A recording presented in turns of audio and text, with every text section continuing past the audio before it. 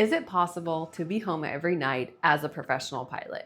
Hey guys, my name is Katie and I am a professional pilot that has that kind of a job, and I get asked all the time why I decided not to go to an airline, if this is a good quality of life, how other people can do this, and what kind of jobs are out there. So here I am to tell you my entire route of my career so far and what this looks like for you, what job options are, pay, and all of that in between so that you can decide what's best for you on your aviation career. Something I love about aviation is that there are so many different options, and a lot of us get into this career because we genuinely just love flying, and that is definitely me. And a lot of times people want to be home at night. Maybe they have a childcare situation, maybe they just are a homebody. Maybe they live in a place that's not a major base for an airline and they don't want to commute. So there's a number of reasons that somebody may not want to go to an airline. Now, a lot of people are also just interested in a little bit more interesting type of flying, which there's pros and cons to all of that. So I'm going to get into it here for you guys. So first of all, I just want to go through my career so far, what I did, and that can maybe give you guys some ideas because I have always been home at night throughout my entire career, almost a decade. And I've really truly enjoyed it and loved every minute of it. So what I basically did is I started the same route as everybody else. I got my private pilot's license, and then I was looking for ways to save on flight training. And I found this whole Light Sport CFI thing. Now, I have made other videos about this. I did all of my flight training from 0 to ATP, multi and single engine, all of the instructor ratings for under $35,000, which is unheard of. And I did this because I was a Light Sport CFI. So go ahead and watch some of these other videos, and I have a whole PDF guide that I've made that explains the rules of this that you can get into, and maybe you can apply it and maybe you can save some money, and that's why I put this all together. So that's what I did first, and then I was a Light Sport CFI. Now, at this point in my career, I just really loved instructing. I just was like, maybe I'll just do this forever. And then I very quickly found, as many people do, that you can't make really any money as an instructor. So I did the Light Sport CFI thing. I saved money doing that. I got my instrument, my commercial, and my full CFI or CFIA during that time. And then I got hired by a government contracting company that does initial flight training and screening for the Air Force. So this is one thing you can do if you want to be home at night, is you can do professional flight instructing. You could do like a flight safety. You could work for the military as a civilian contractor, or you could do like a SimCom or some of these other places where maybe you'll be a sim instructor, or maybe you will be an in-airplane primary or acrobatic or whatever the case may be type instructor. I loved this job. It was really good pay for, I had 700 hours when I started. It was very good pay, full benefits, the whole thing. And it was a job I truly could have done for a really long time. After a while, I moved on to the Part 135 world, and I was kind of on this search to this like stay-at-home dream unicorn job. I did charters, which it was home every night. I would fly out to the charter and be back at home base on that evening, but it was a really tough schedule, as a lot of charter is, so I kind of moved on from there to Medevac flying. Now, Medevac flying is generally 7 days on, 7 days off. And in the air ambulance world, it's home every night. So that was my priority. Again, for personal reasons, everybody has their different options. And I know a lot of people just say, go to an airline and you have a good quality of life, but this is not the crowd I'm talking to. We get that side of the house already. We know those options. And for some of us, we really want to be living maybe in a more rural area or whatever the case may be. So Medevac flying was 7 days on, 7 days off. The 7 days on would be 7 12-hour shifts. So mine was 9 a.m. to 9 p.m. and I would go do my shift, come home and sleep, and then go back to the next day. Now, the downside of air ambulance is you generally do have to work nights, which for me was really brutal. I just do not do well with that kind of schedule, and I really rely on a lot of sleep. I'm just not one of those people that can operate on like no sleep and really be a happy, thriving human being. So during this time, I was also contracting with a Part 91 company. So this is how I ended up with my unicorn dream job that I have now, was through contracting. I literally just applied online, and if you fly a certain type of airplane, like if you fly a Citation or a Pilatus, it's really not very hard to find jobs. A lot of pilots do not want to stay in those jobs, and those are a step to time building for an airline. So in your interviews, this is my first hack, always tell people that you do not intend to go to an airline and that you are looking for a long-term situation outside of the airlines. That is going to set you apart and make you a rare candidate for these jobs where they're looking for longevity and they just know that they're like maybe a stepping stone to an airline and they're kind of tired of it. They're already going to tick mark you for like future chief pilot positions. Like check airman positions, things like that. And they may end up paying you more because you are going to be there for a long time and not just like do your year and move on. So I had applied online to a Part 91 contracting job in the Pilatus, and I had been doing that for about a year.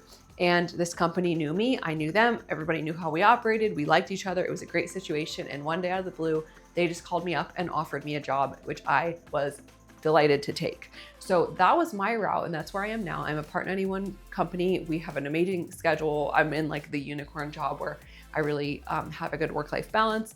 I'm very happy with how I'm compensated, and I have, good quality airplanes and so on and so forth. I love everybody I work with, right? So that's what we're all looking for. And I'm home every night, right? Most importantly, or at least 99% of the time.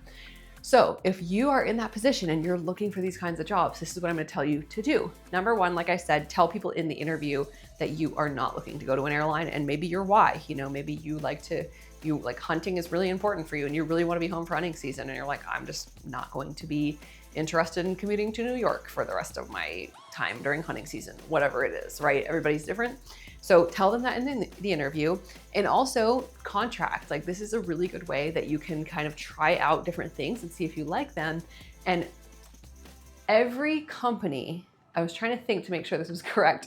Every single company that I have contracted for has ended up offering me a full-time job. So let me say that again. Every single company that I have done contract work for as a pilot has ended up offering me a full-time job.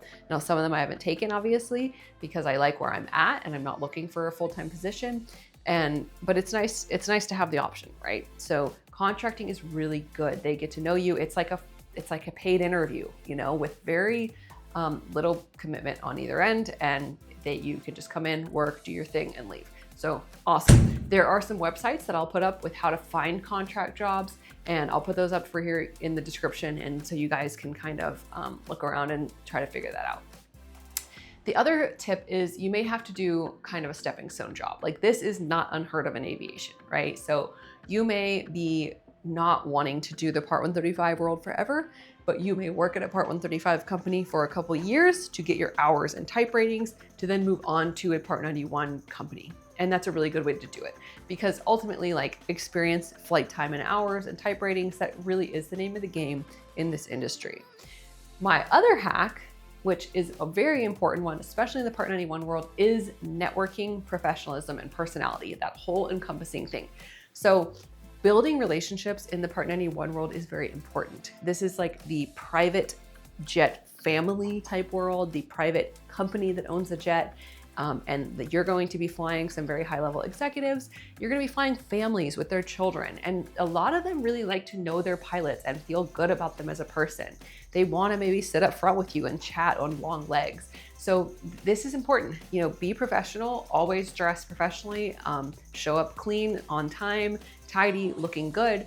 But also, like, be presentable and be personable with people and talk to them and get to know them.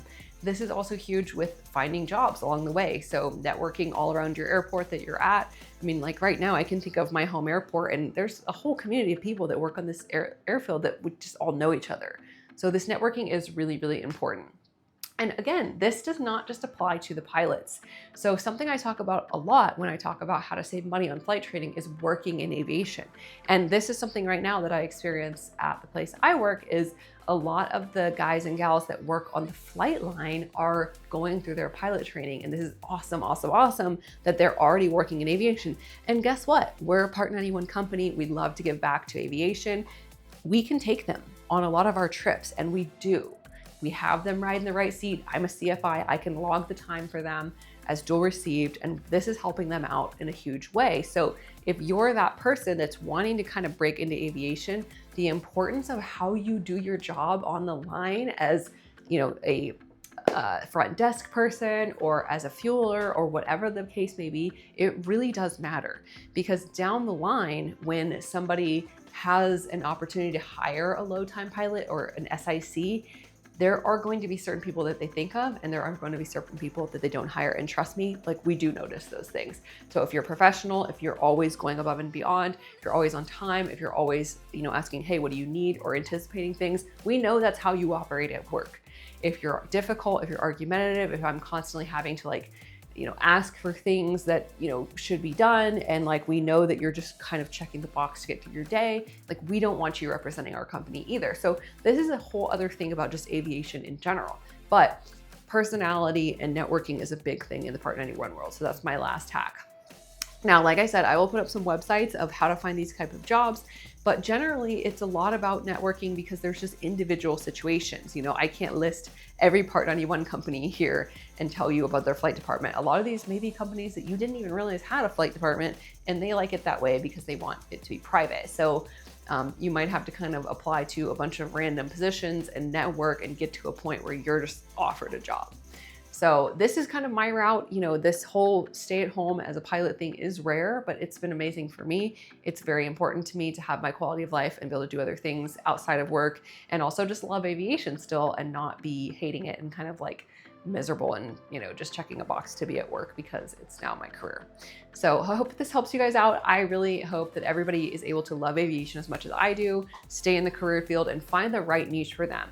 And again, this is no hate on the airlines at all. I know a lot of people want to go that route and they find a very successful career there and they're very happy with it. And yes, the overall top earning potential in the airlines is probably higher than the Part 91 stay-at-home job side of the house. But again, you have to decide what's most important to you. And if that being at home or being with your family is it, then there's no money that can really compensate for that at all. So hope this helps you guys out. Please give me a comment if you have other options where you know of Part 91 jobs that are hiring, just so that we can help out future aviators. So if you are established in the field, put that in the comments below so that we can share the wealth with everybody passing through. Thanks, guys.